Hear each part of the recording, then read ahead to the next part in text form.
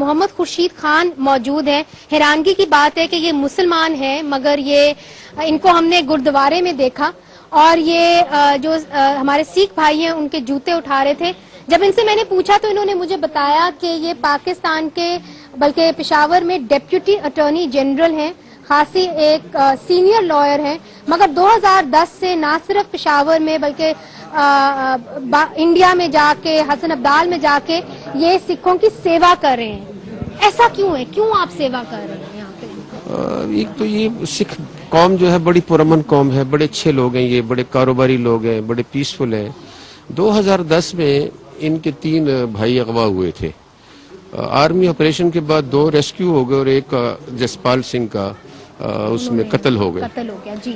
اس روز سے ظاہر ہے کہ یہ ہمارے اس صوبے کے رہنے والے ہیں, پیور پشتون ہیں, ان کا کلچر, ان کا کاروبار اراؤنڈ اباؤٹ 40,000 ہے صوبہ سرحد میں, اور یہ بڑے اچھے نیک.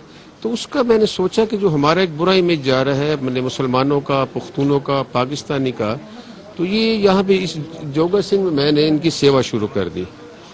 تو جب میں یہاں پہ آیا 2 سال پہلے, یہ فیبروری 2010 تھا, وہاں سے ہوتے ہوتے میرا سلسلہ بڑھا. پھر میں پورے ان کے پاکستان میں جتنے گردوارے ہیں وہاں جانا شروع کر دیا. پھر میں نے اپنے مسلمانوں کے لیے جمعے کو مسجد جانا شروع کر دیا, اس میں نے چرچ شامل کر دیا, مندر شامل کر دیے.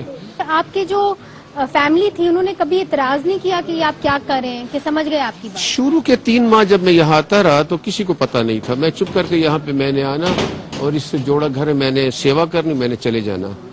میرے گھر والوں کو پتہ نہیں تھا, میرے دوستوں کو پتہ نہیں تھا, لیکن جب پہلی بار میڈیا میں آیا تو پتہ چلا تو ان سب نے تعریف کی. تو جہاں ظلم ہے وہاں ہمدردی بھی ہے, جس طرح کہ خورشید خان صاحب کی بات آپ نے سنی.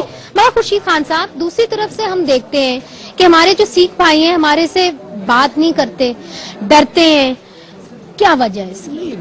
جو بھی ہے ظاہر ہے کہ تھوڑی تعداد میں ہے, ان کے اندر 0% کرائم ریٹ ہے. مگر ان کو ٹارگٹ بنایا گیا ہے. لوور اورکزئی میں 100 خاندانوں کو نکال دیا گیا, 35 خاندانوں کے گھروں کے اوپر قبضہ, شاپس کے اوپر قبضہ کر لیا گیا. جزیہ ٹیکس کا معاملہ سامنے آ رہا ہے.